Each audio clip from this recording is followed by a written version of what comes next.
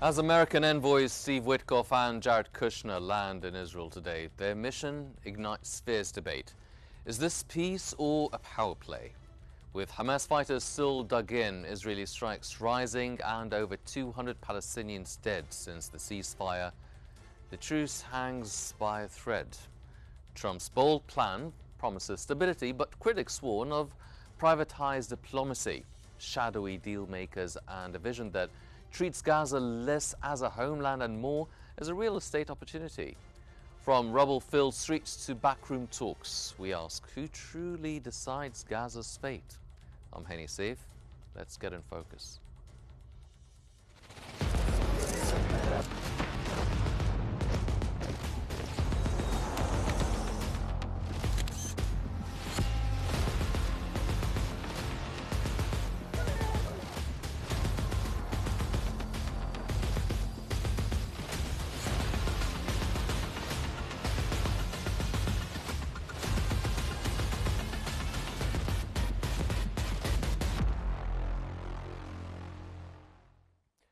The Times of Israel has reported that the U.S. administration, represented by Special Envoy Jared Kushner, is intensifying its efforts to impose a solution in the occupied territories.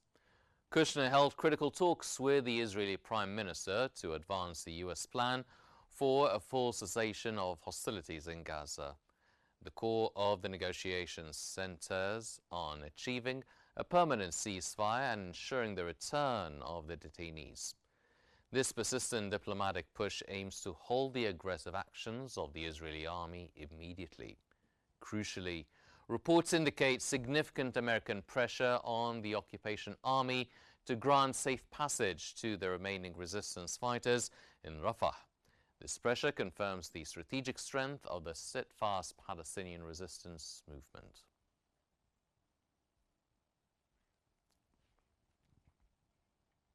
According to the Straits Times, the current visit by U.S. envoy Jared Kushner to the Israeli Prime Minister focuses on the critical, complex second phase of the Gaza ceasefire and avoiding the deal's collapse.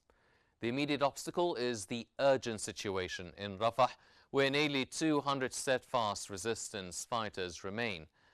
Mediators are intensely working to achieve their safe departure, which the Palestinian resistance sees as vital. The U.S. is pressuring the Israeli army to grant safe passage as a crucial test case for the broader peace framework. An armed confrontation over the fighters could tragically jeopardize the entire, already fragile truce.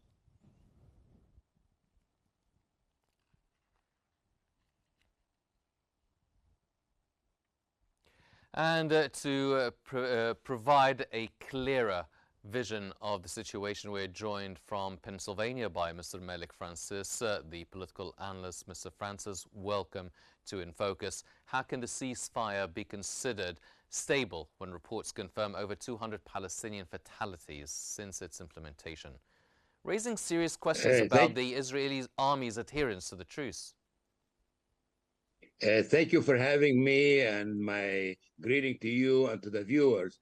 As we all know that Benjamin Netanyahu is a war criminal, doesn't listen to anyone. And before we talk about step two, we have to complete step one. And step one is not done yet. And Kushner going to occupied Palestine, not to have the Palestinian or to discuss the ceasefire. As you know, there was a hearing yesterday for Benjamin Netanyahu at the Israeli court. Because of Kushner's visit, he requested a postponement, and that's why he always looked for an excuse to not attend any court hearing at the Israeli court. Kushner works for Israel. He doesn't work for peace or for the Palestinian. He's there because he has interest in the occupied Gaza. As you know, his father-in-law, President Trump, was talking about making Gaza the Riviera of the Middle East, and they're still talking about it. And Kushner, as I said, he has self-interest in Gaza. Mm-hmm. Well, there's a lot of talk about America is pressuring Israel. Now, is this reported U.S. pressure on the occupation army for safe passage of Hamas fighters in Rafah a genuine attempt at de-escalation, do you think, or a strategy to impose final security arrangements in the south? It's only propaganda, unfortunately, and President Trump wants to claim that he is a man of peace. He doesn't have to send his son-in-law or his representative Witkoff to occupied Palestine to tell the Israelis to withdraw from Gaza. We have phones, you know, we have Zoom, we have all kind of telecommunication. Then President Trump speaks to the media almost every hour. So he could have sent Netanyahu a message to let Hamas members to leave to a safe place. He doesn't have to send and cost us money. As you know, the government is shut down here in the United States because Trump wants to save money. But sending his representatives and son-in-law and others, Vice President JD or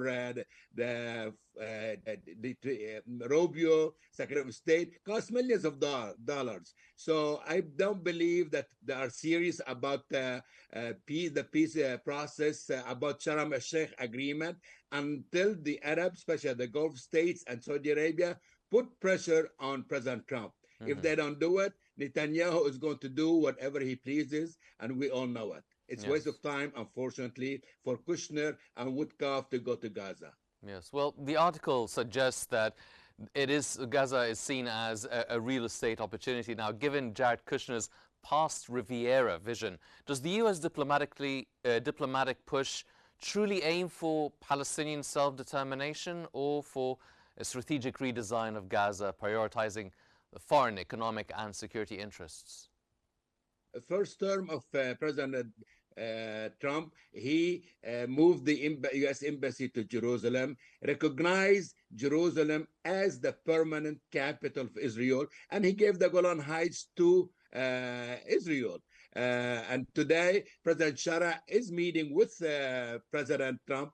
If he doesn't request the president that the Golan Heights must be returned to Syria, that's treason, unfortunately. So I don't think President Trump cares too much unless, as I said, the Arab that they gave him, especially the Gulf states and Saudi Arabia, trillions of dollars. Israel costs us money, cost the taxpayers billions of dollars, and they are not really the one. We don't need them anymore because we have bases in Qatar, all over the Arab nations. We don't have any base in Israel.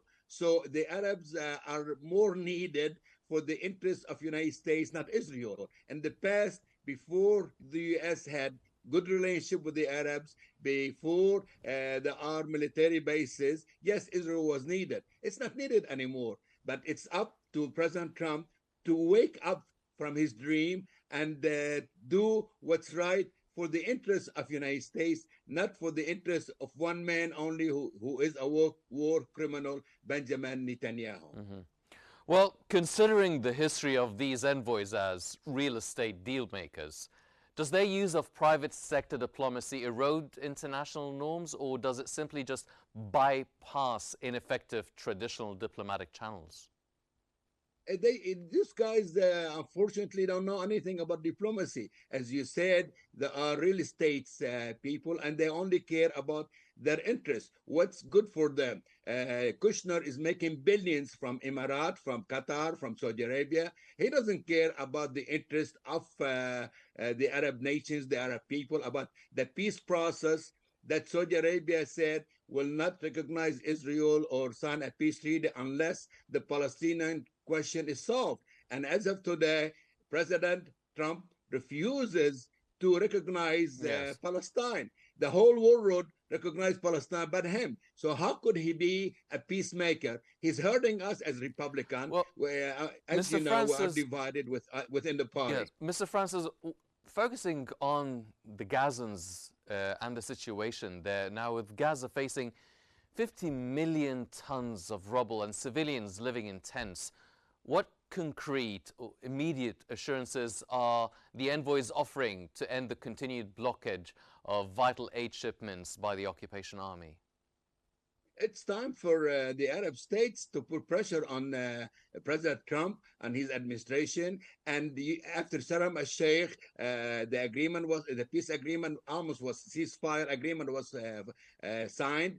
We don't see any movement of international troops or Arab troops to go into Gaza. It doesn't take 4 or 5 months to establish a peacekeeping force in Gaza. If they allow President Sisi, he would take care of it within 24 hours. And he has been sending people to help the Gaza and the Palestinians in the Gaza. And I don't think really that the problem is very complicated.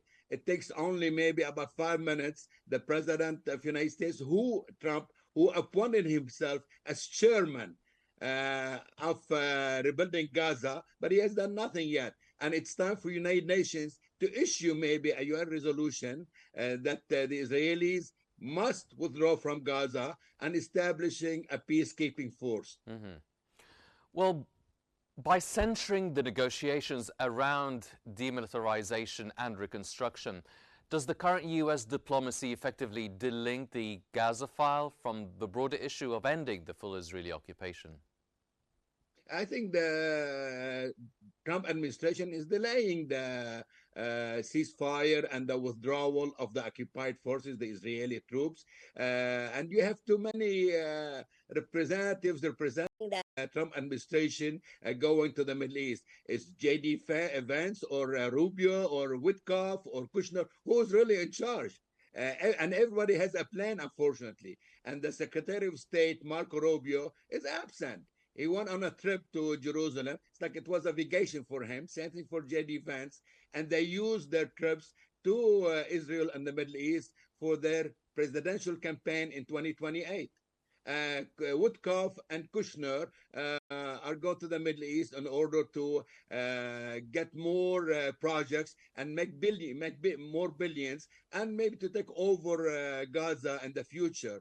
But I don't think they're going to succeed because the Palestinians will not allow it. Mm-hmm. Well, one final question. Is the perceived strength of the Palestinian resistance, even in the tunnels, the reason for the intense American pressure for safe passage, recognizing that an internal clash could shatter the entire agreement? Yes, it does. But as I said, Netanyahu doesn't care. And he is the one who controls the White House, the Trump administration, and the Congress in Washington. He controls Washington nearly, and he said it too many times. A few weeks ago, Trump said, no, he's in charge, not Netanyahu. But the Israeli lobby has been supporting Netanyahu, and some of them within the lobby now are very upset with Netanyahu because he's hurting the interests of Israel, not only the United States, all over the world, because the American youth now are becoming anti-Israel, and they are really forming a front to fight, I think, in the future, the Trump administration, and it's going to hurt us Republicans in 2026 next year, when we have the election for all members of the House of Representatives and 1/3 of the Senate. So it's going to hurt us big time. And now, as I said, many Americans now will vote against the Republicans because Israel is costing us billions. Israel is ruining our reputation all over the world because we have been supporting a war criminal and a Nazi really army that committed genocide in Gaza. Yeah, the people were sleeping, but they are awakened now when they see the videos, the pictures, when they see the arrogance of the Israeli government and speaking against our own interest. Mm-hmm. From Pennsylvania, that was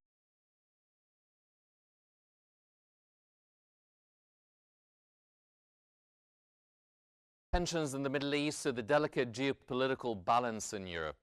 King Philip VI visit to Beijing, marking a 20-year partnership, comes as Spain risks a transatlantic rift. With $50 billion in trade, Is Madrid becoming China's preferred gateway to Europe, challenging the unified EU stance? El Mundo, America, has highlighted that the official Chinese state media is openly praising Spain's King Philip VI's visit, framing it as a bold and intelligent betrayal of traditional Western alliances. Beijing views Madrid's decision to deepen ties as an alignment that sensibly distanced Spain from the aggressive foreign policy of the United States. This high-level state visit, led by the Spanish monarch, is seen by China as a clear signal that Spain is prioritizing its own national interests, particularly by choosing to invest in public services over increasing military spending urged by Washington. The trip, which involves high-profile meetings with President Xi Jinping, is strategically designed to consolidate a comprehensive strategic partnership. China is positioning Spain as a model for European nations, encouraging them to recognize the Asian giant's growing global status and strengthen their own bilateral cooperation.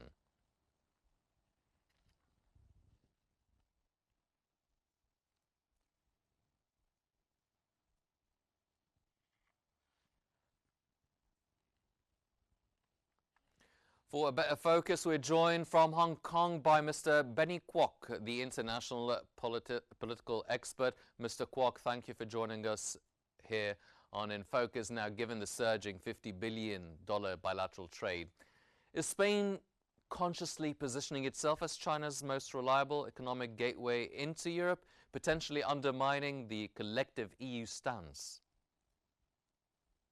Hello, thank you for inviting me. So, you seeing Spain is a little bit more different from the stance of Brussels and the France and the Germany on the views on China.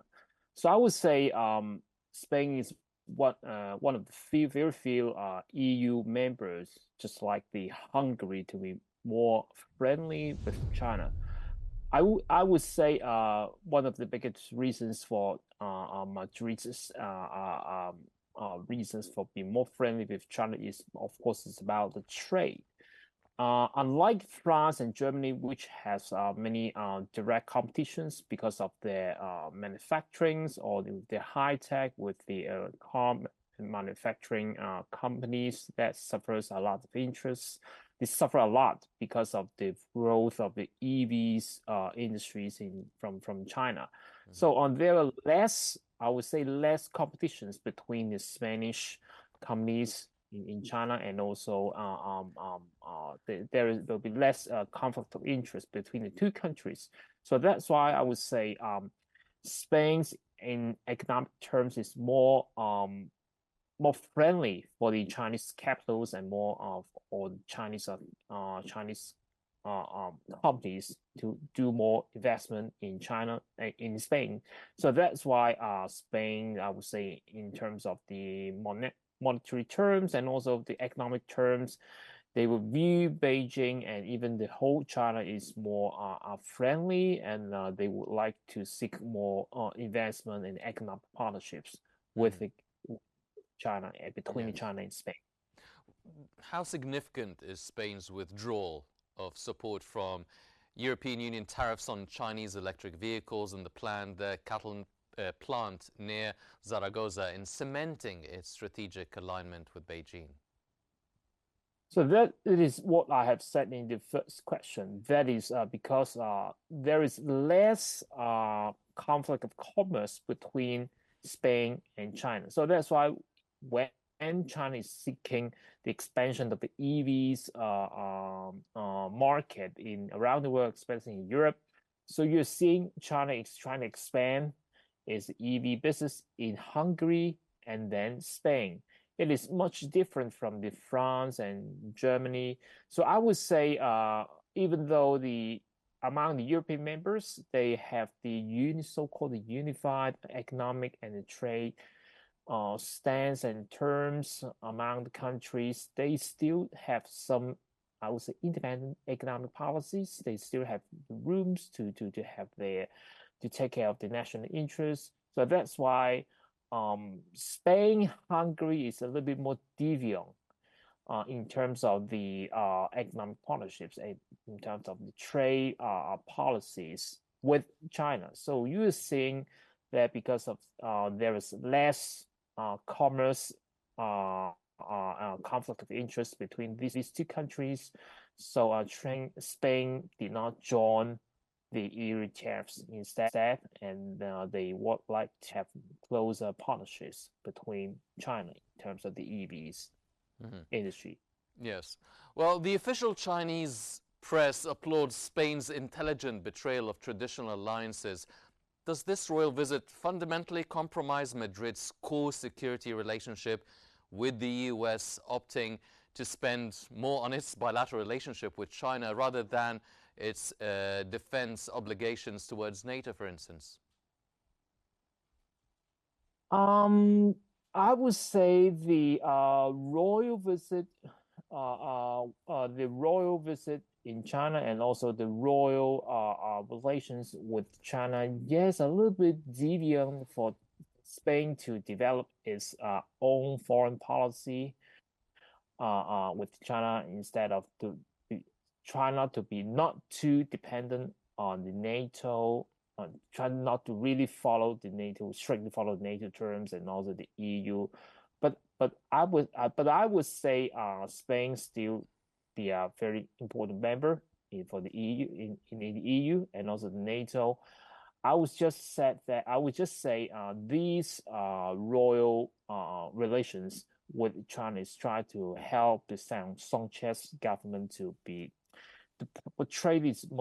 They have a more independent policy with China rather than 100% follow NATO and the EU. So just give some more rooms for the government to build the independent image, and yeah. Well, do you think maybe this Spanish initiative would encourage other EU members to follow suit?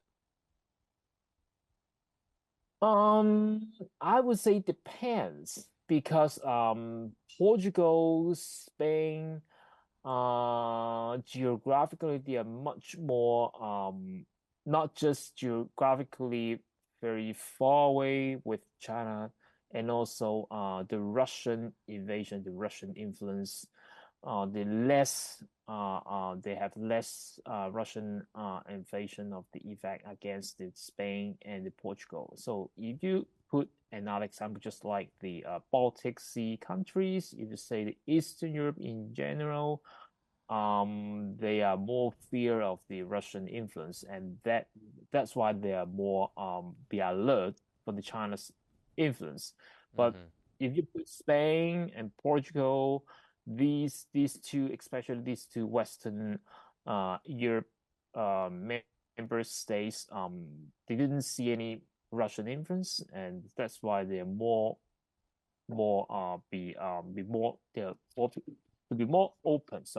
open to for the with developing the relations with China. Are the accompanying leaders from Spain's energy and automotive sectors truly seeking fair market access, or is their priority securing Chinese investment to save the critical domestic industries?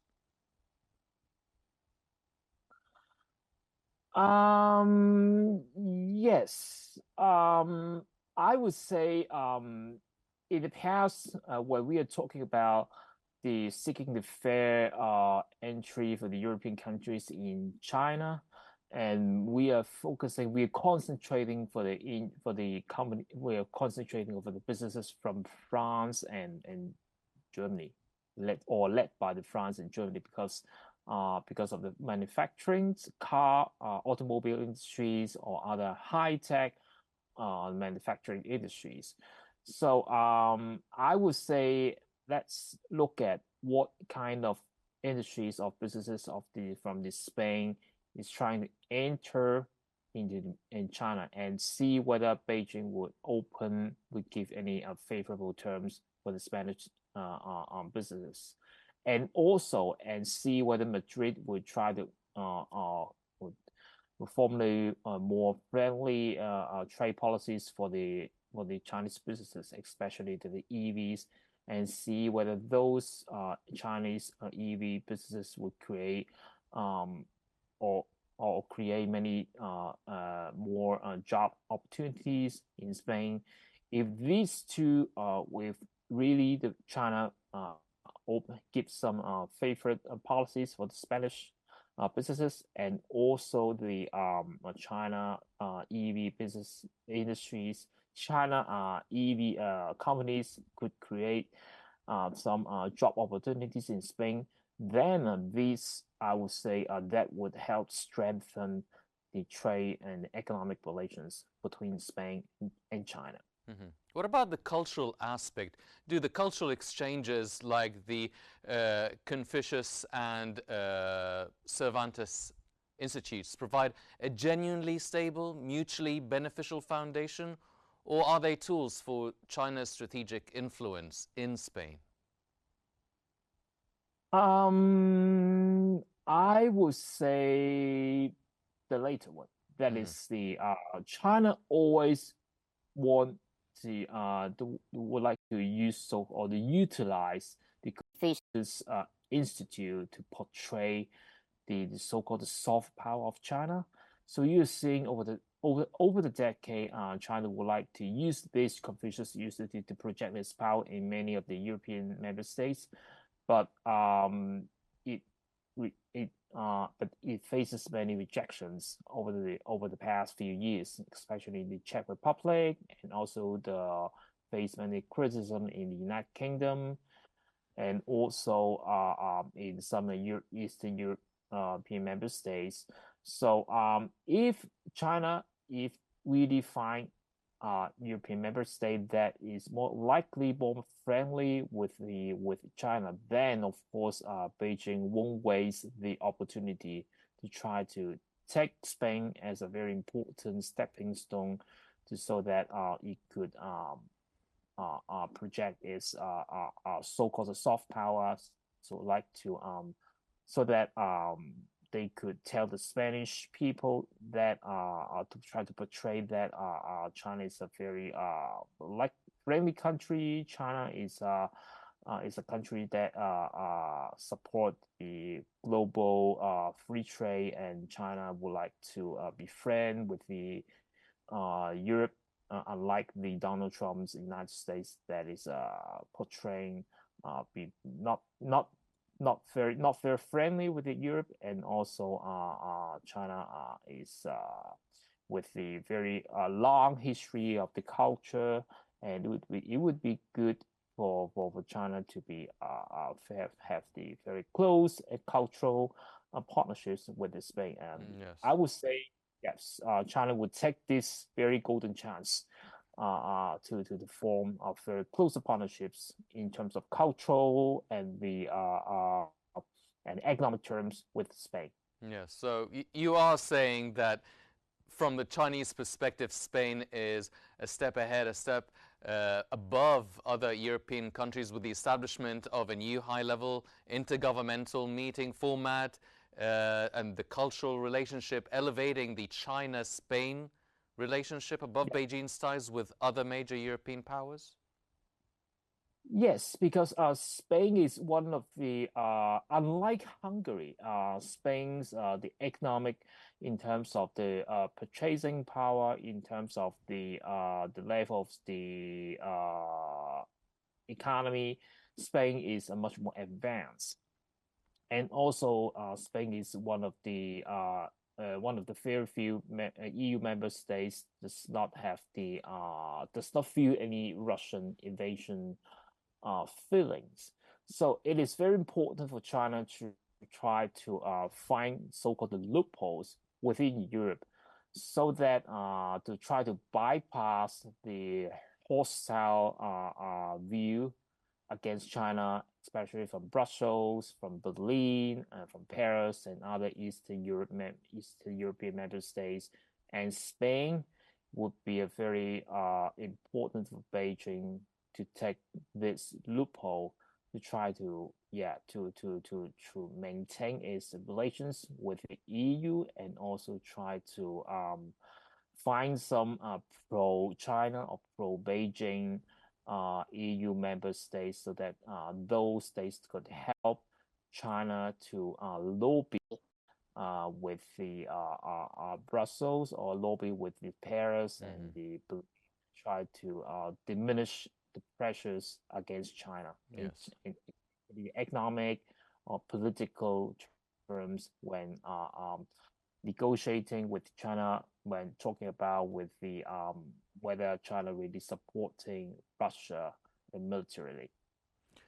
Mr. Benny Kwok, the international political expert speaking to us from Hong Kong. Thank you very much, sir, for your insights. From the Gaza truce tested by US pressure and resistance tenacity to Madrid's strategic gamble between Beijing's investment and the transatlantic alliance, global powers continue shifting. That brings us to the end of today's episode of In Focus. I'm Henny Saif. Thank you for joining us.